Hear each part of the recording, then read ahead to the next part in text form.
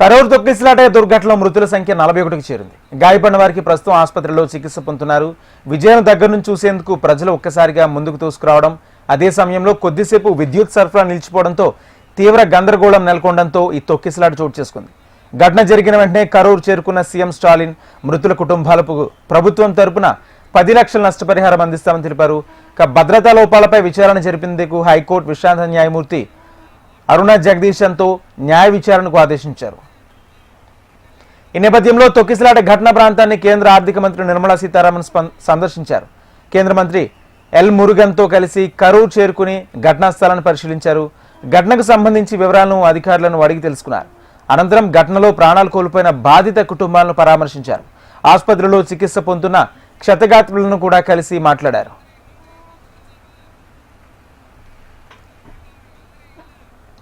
ఈ తొక్కిసలాట్లతో విజయ్పై ఆగ్రహావేశాలు వెలువెత్తున్నాయి. నీలంకరైలోని విజయ్ నివాసానికి బాంబు బెదిరింపులు వచ్చాయి. దీంతో చెన్నై పోలీసులు అలర్ట్ అయ్యారు. బాంబ్ స్క్వాడ్, డాగ్ స్క్వాడ్తో విజయ్ నివాసానికి చేరుకుని తనిఖీలు చేపట్టారు. అయితే విస్తృత తనిఖీలో ఎలాంటి అనుమానాస్పద వస్తువులు, పేలుడు పదార్థాలు లభించలేదని తెలిపారు. ఈ ఘటనపై కేసు నమోదు చేసి దర్యాప్తు చేపట్టారు. తొక్కిసలాట ఘటన అనంతరం విజయ్కి బాంబు బెదిరింపులు రావడం కలకలం రేపుతోంది.